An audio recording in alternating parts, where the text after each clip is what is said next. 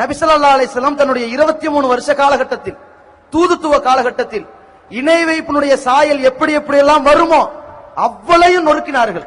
தனி மனித வழிபாடாக வந்தது நொறுக்கினார்கள். அல்லாஹ்வுக்கு புள்ளை இருக்குன்னா நொறுக்கினார்கள். அல்லாஹ்வோடு சிபாரிசு இருக்கு 4 பேரை நம்பினான், அதை நொறுக்கினார்கள். தன்னையே கடவுளாக்க நினைத்தார்கள், அதை நொறுக்கினார்கள்.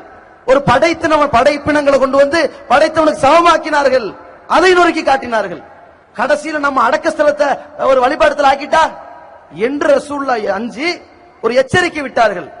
லா தத்தஹிது கபரி வஸனயோபத், என்னுடைய அடக்க ஸ்தலத்தை, என்னுடைய சமாதியை சிலை வழிபாடு நடத்தப்படும் இடம் ஆக்கக்கூடாது, அது மாதிரி ஆக்காதீங்கன்னு சொன்னார்கள். இன்னொரு இடத்துல சொன்னார்கள், லா தஜஅலு கபரி ஈதா, என்னுடைய அடக்க ஸ்தலத்தை பெருநாள் விழா கொண்டாடும் இடமாக ஆக்காதீனார்கள் சொன்னாங்கல்ல. ரசூலுல்லாஹ் காலத்துக்கு பிறகு ஆக்கப்பட்டுச்சா? இல்ல. உமர் காலம், உஸ்மான் காலம், அலி காலம் இல்ல. 100 வருஷத்துக்கு முன்னாடி துருக்கியர்களுடைய ஆட்சி காலத்துல மன்சூர்னுடைய தலைமையில கிறிஸ்தவர்களை பார்த்து காப்பி அடிச்சு டூமா கட்டினானா இல்லையா? அவன் ஆலிம்சாவா?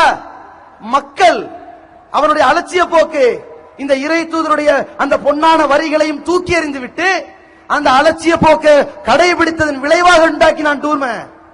யோசிச்சு பாருங்க. ஒரு வசனத்தை சொன்னார்கள், இன்ன அதுல கசீரன், அல்லாஹ் சில பேரை சொல்றானா, அவர்கள் தன் மனோ இச்சையின் காரணமாக பல பேரை வழிகெடுத்தார்கள்னு. யார சொல்றான்? மக்களை சொல்றான். இந்த மக்கள், மக்களின் பிரஜைகள், அவர்களின் தலைவர்கள், அந்த முத்தவல்லிகள் மனோ இச்சையின் காரணத்தினால், தன்னுடைய அதிகாரம், பதவிக்கும் பட்டத்திற்கும் சுகத்திற்கும் காரணத்தினால் மக்களை வழிகெடுத்தான் அல்லாஹ் சொல்றான்.